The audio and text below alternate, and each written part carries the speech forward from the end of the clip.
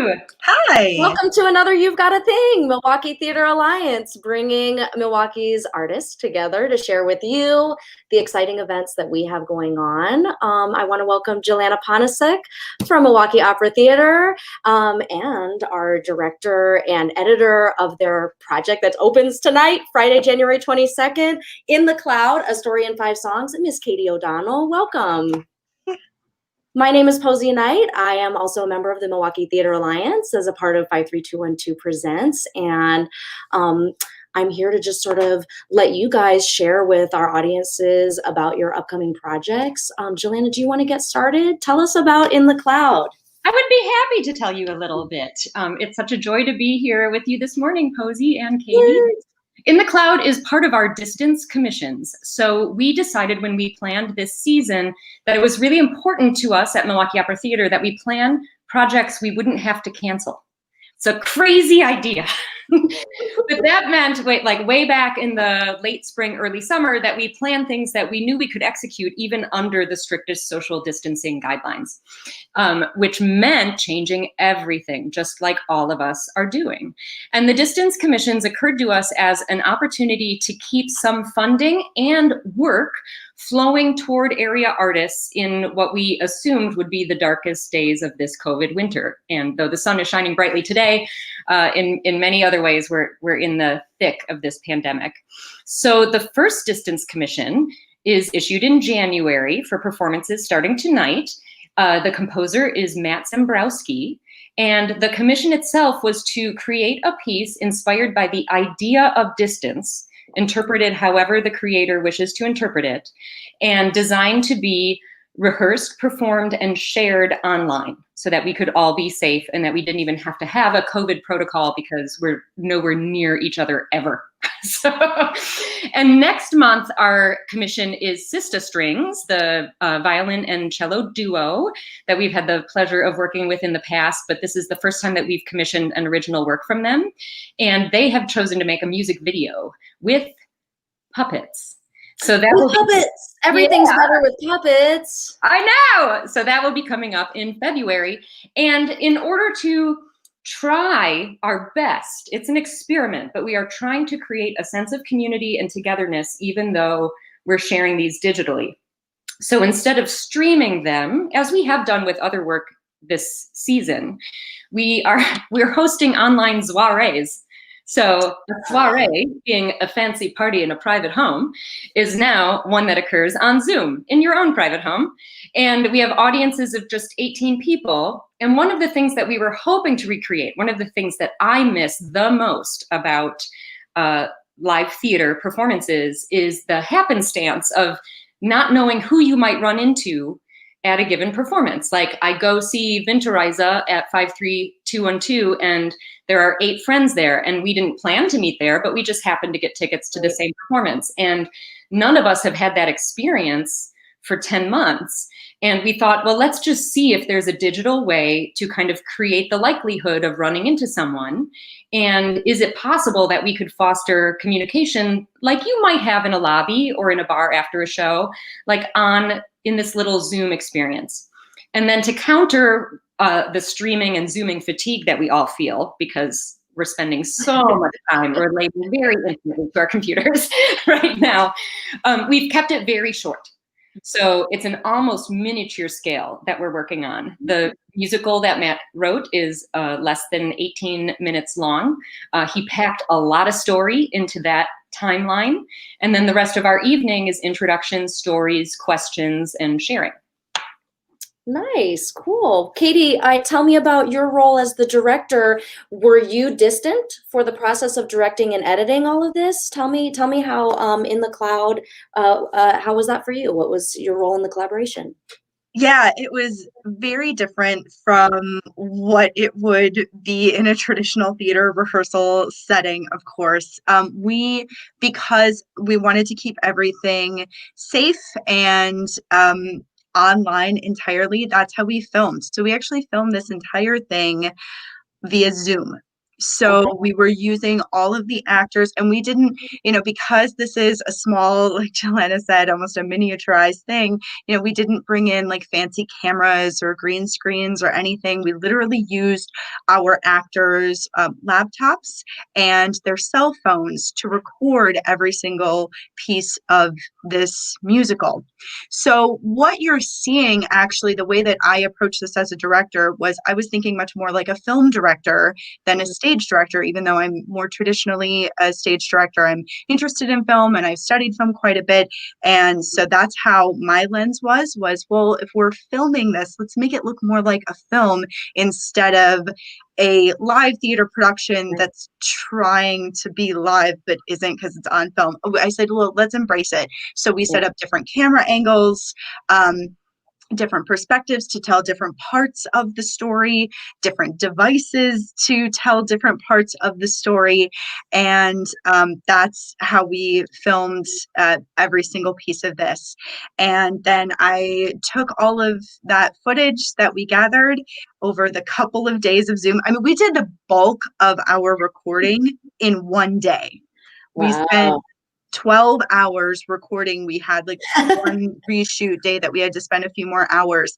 But yeah, we basically spent 12 hours capturing everything. And it's amazing that, I mean, I think overall with the footage that I was using, it was 18 hours of us being together, recording, talking, filming, rehearsing, going back.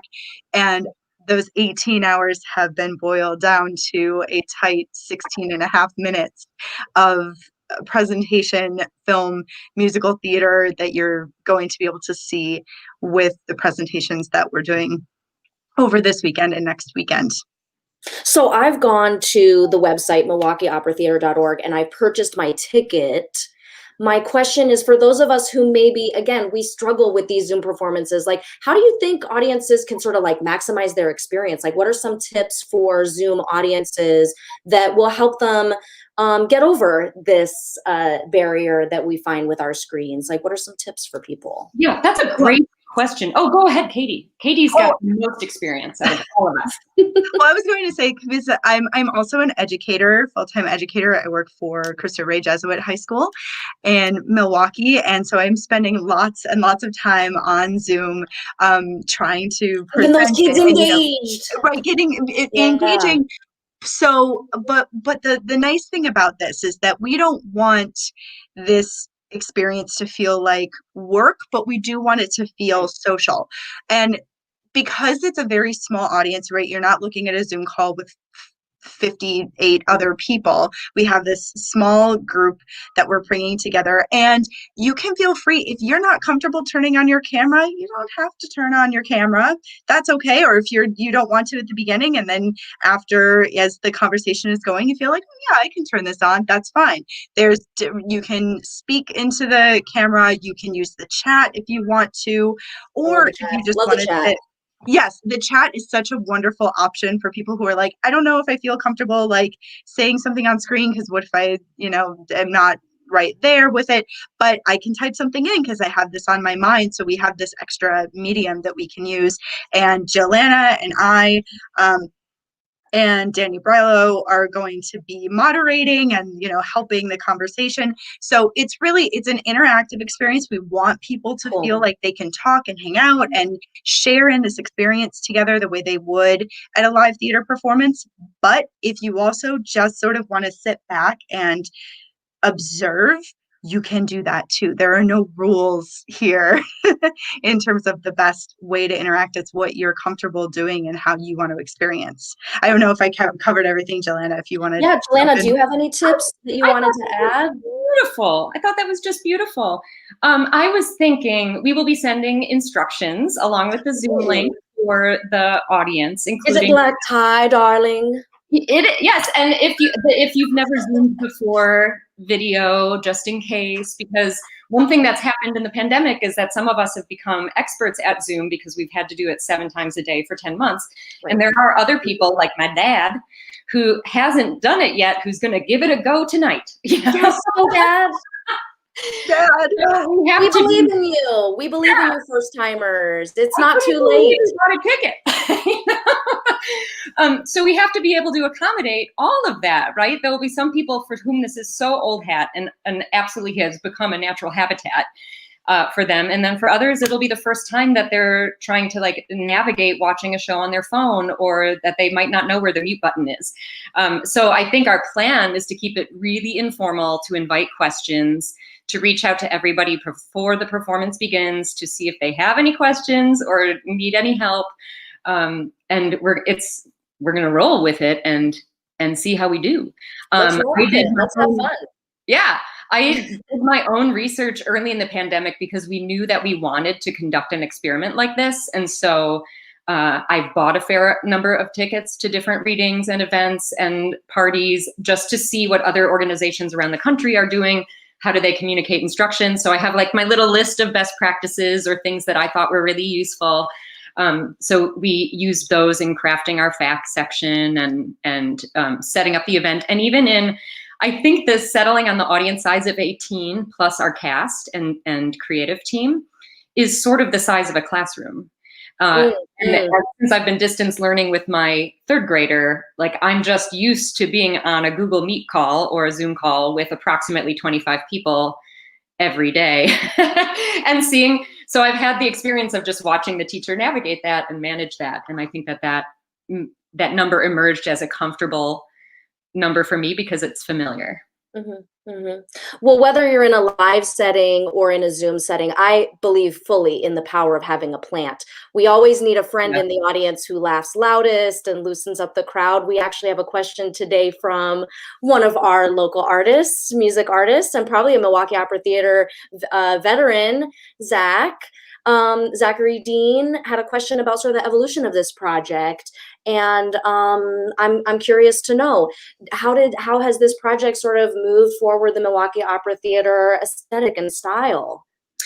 We love that Zachary Dean. He worked with us in 1776 and also in Z Magic Flute as sort of the cherub or baby Mozart, however you want to interpret that role he played. This has been an extension of this exceptionally experimental year in terms of developing a filmed opera for online distribution in the fall. So that was our first digital work, part of the Decameron Opera Coalition. And then this one was about taking our value system and saying, because every organization had to say, how do we have the resources to keep working? How do we keep working throughout the pandemic?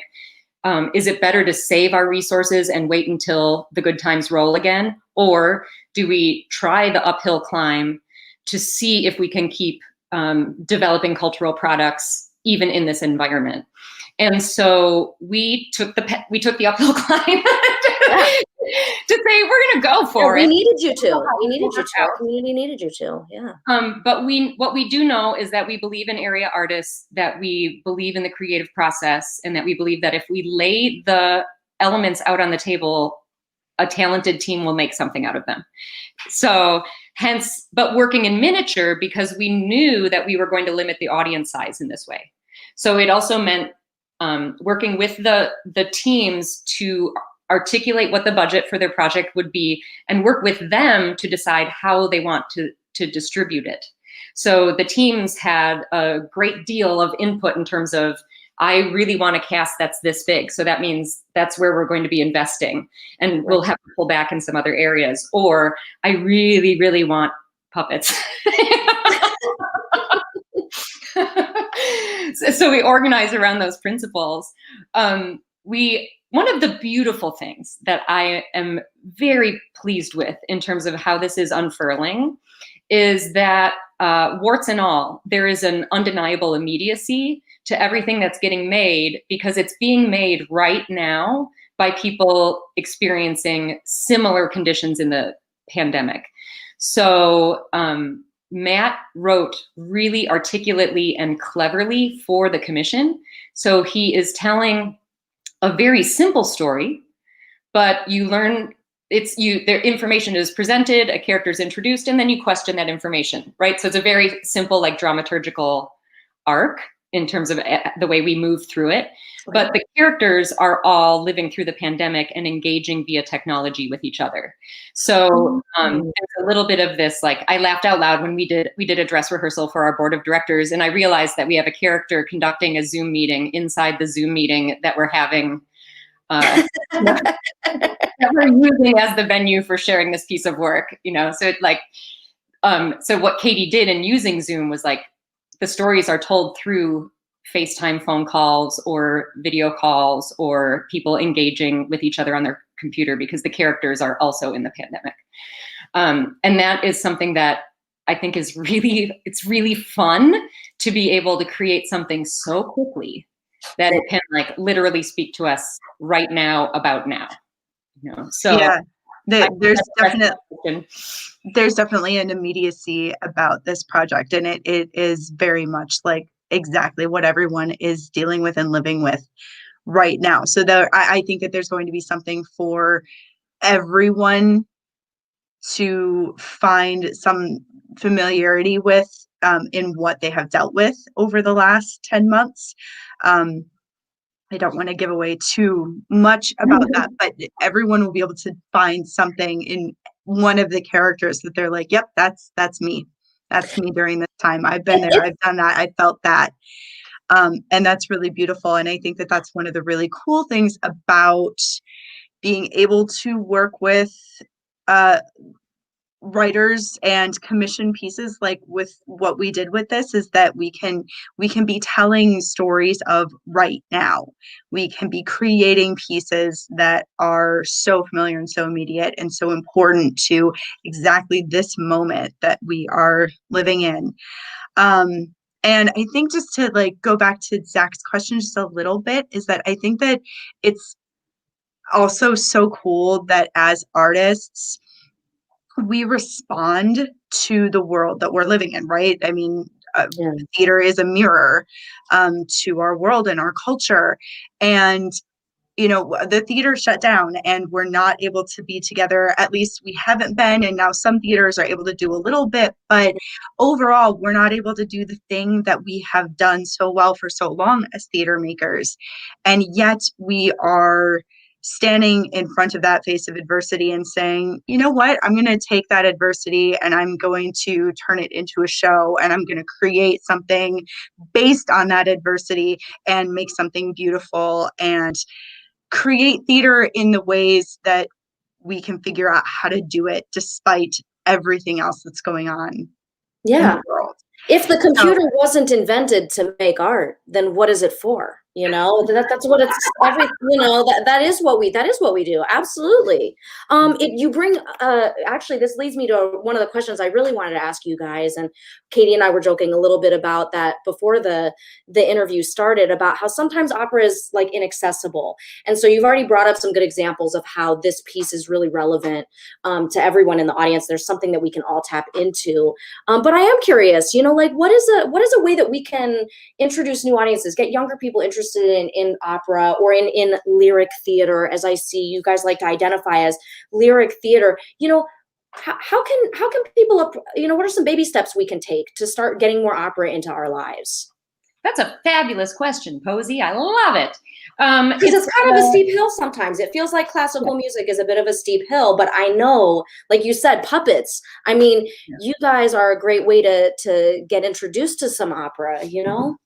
Well, Posy, there are a lot of people who want it to stay that way because they want it to be this special over here thing that's just for us, you know, which is not so much the MOT way. I think we kind of treat everything like it could be an opera.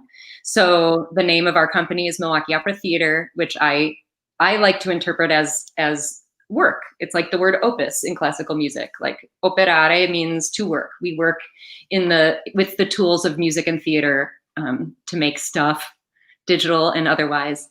And most of the work, especially things that you've been part of, Posy, I think immediately to the things that we've done together in terms of how do we open up new gateways for people, because we've heard many times Posy danced in Fairy Queen Fantasies and in Carmina Burana. And especially those pieces like Fairy Queen or Handel's Bestiary that we've done outdoors, or that where we've taken the arias and scattered them in a sculpture garden with some other element like dance. Yeah. People report back like, oh, I'm not usually comfortable seeing an opera in a theater. That feels stifling to me, or it's long and I stop being able to understand. But in this way, I'm really able to appreciate it, And so part of it is just tinkering, working and playing with the elements of opera to keep combining them and recombining them in different ways to invite people towards it. That's not specifically our mission to go and seduce people into liking opera. I think our mission is to expand the definition of what opera can be and mean. If that makes sense. So almost all of our shows have some sort of what I think of as a hidden gateway, whether it's the magic flute occurring in English in a really cool historical building. So maybe it's just cool to sit there and oh, look, here's an opera, as opposed to doing it in a conventional way in a theater. Or Carmina Burana using a conventional theater, but taking a piece that's often presented as a concert and adding staging to it. So it's that combining and recombining of materials over and over and over again to create its own audience. This piece is very much the language of American musical theater. So the performers aren't using big fat opera voices in the performance, and it's very easy to understand the text, and the songs are hooky and delightful. So in the way that we embrace so many forms as being possible for opera, this is on the musical theater side of what we do. Cool. Yeah, it is almost entirely underscored. So that element of what you think of typical opera is still there. There are not gigantic chunks of dialogue only, or dialogue is mostly underscored. There's only a few moments that don't have that.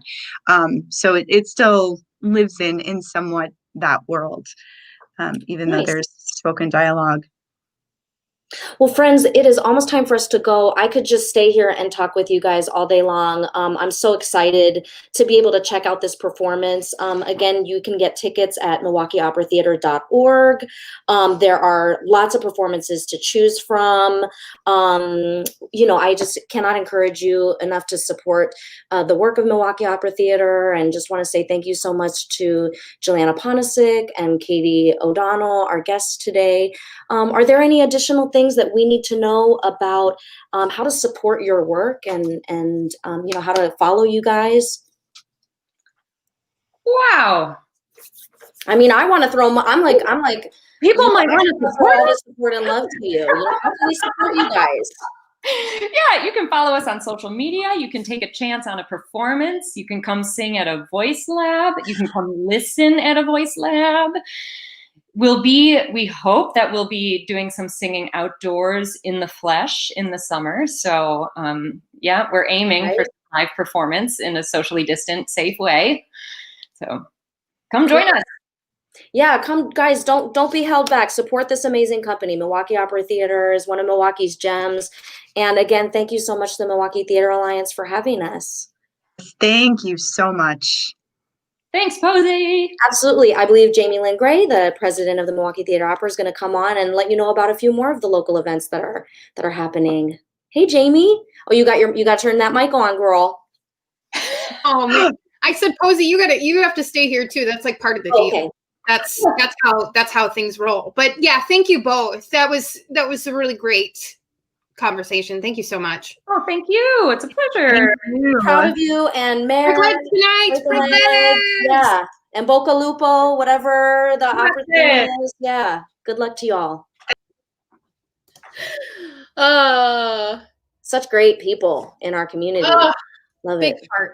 Big hearts. I don't think that it can be said enough what a gem MOT really is. I really think if you have never seen something of theirs, you need to go. Yeah. You need to run. Because it is so accessible. I've said this like a million times. I'm not afraid of this. I am not the biggest opera fan. I on the opposite side of the spectrum of things. But I love Jill Anna's brain and the whole team's brain. It's good.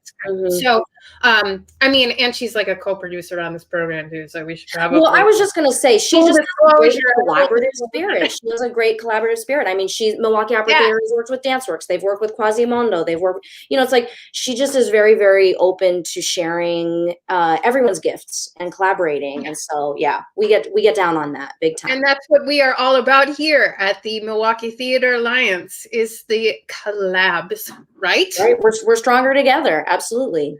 Absolutely. Let's see if we can't talk about some other things. Yeah, let's shout out all the other cool stuff that's happening in Milwaukee this week. Heck yeah. This is actually a project that opened up just a couple weeks ago with Optimist Theater. Their No Holds Barred project.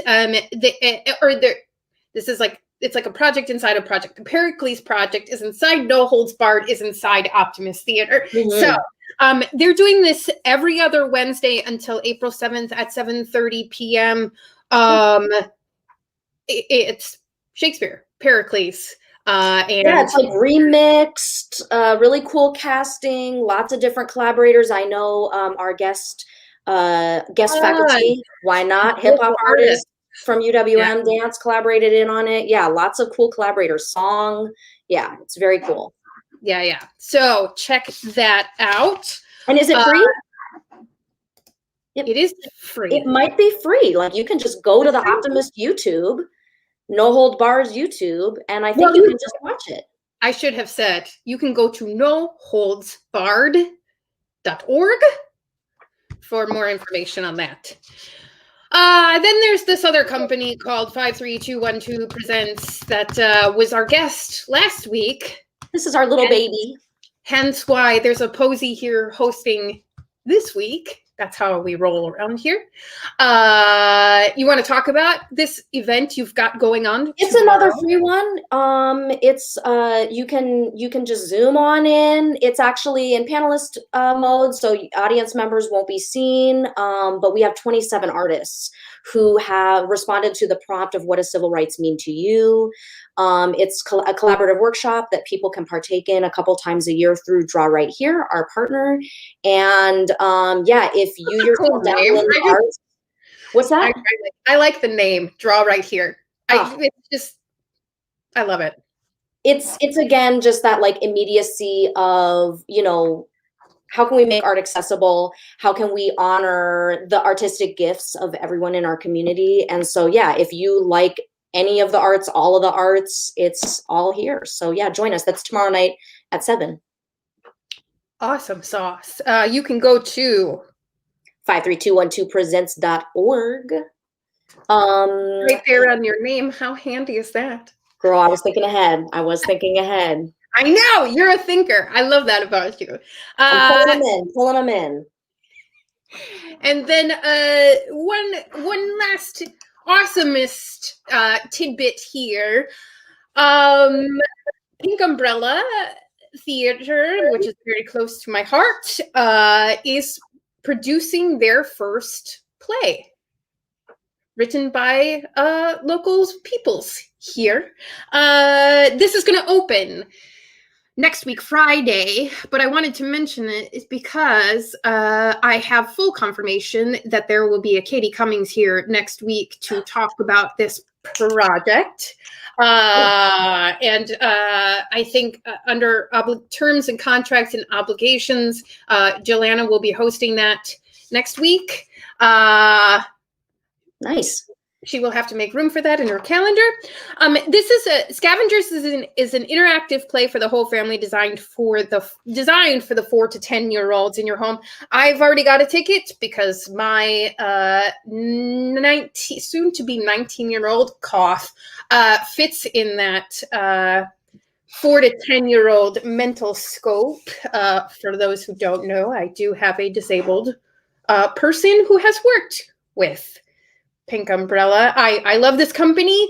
If you can't watch it, you should still buy a ticket anyway or donate or something, because Catie Cummings and Pink Umbrella are doing the most necessary work, which is creating accessible art to those who identify with a disability, mental, physical, any. Yeah, visible or invisible. Yeah. Great work. Great Yes. work, Catie. And hopefully you all will tune in to get to meet her, because yeah, just an inspiring individual in our community, a real leader in our theater community. Yes. That there you can go to pinkUmbrellaTheater.org for that. And that's what we've got for those doodads. You can, as always, find links to all Theater Alliance companies at Milwaukee Theatre Alliance.org. Just want to, make the distinction there. So here we are. We've reached the end of another episode. It's a little bittersweet feeling. I'm sad to go. It's so much fun to get to celebrate, just some of the artists that are a part of our community. So thank you again. I mean, we're really ready to do like an hour-long program. I'm just waiting for the demand for it. Because I know that you that conversation could have, I was going to say, like, if anyone is still hanging on here at minute 30, if there's feedback that you have about what we're doing here with Theater Alliance, if there are interviews that you want, if there's content that you want, we're really open and engaged right now to hear sort of, what do you feel like our community needs? What questions do you have for artists, for theater companies, for dancers? We really are all inclusive, and we want to know how we can serve you guys. What do you guys want Milwaukee Theater Alliance to be doing for you? Yes. Yep. We're open. Shoot us an email. Send us a message on Facebook. Not busy at all. Yeah. Call. Totally ready. Totally Write ready. a letter. Do whatever. Yeah. So, but thank you so much, Posy. I love you. Thank you. I love you too. And yeah, I think that as much as the pandemic has presented challenges, I think there are also opportunities, and I'm really proud of our community and the support that we're offering one another. And yeah, you're a leader too. You're really important, and you keep me inspired and energized and slightly less cynical about the world. Don't let the cynicism get you. Don't let the cynicism get you. There's much work to be done. Right. And you have to have hope. Mm-hmm. You have to have hope to do the hard work. You have to believe. You have to believe that it's good and worth it, and all of those things. It's a new day. That's right. Let's tackle it, you guys. All right. So we will see you next week with Pink Umbrella and Catie Cummings. And be good out there, or not. Just be well out there. I guess if you can't be good at it. You got it.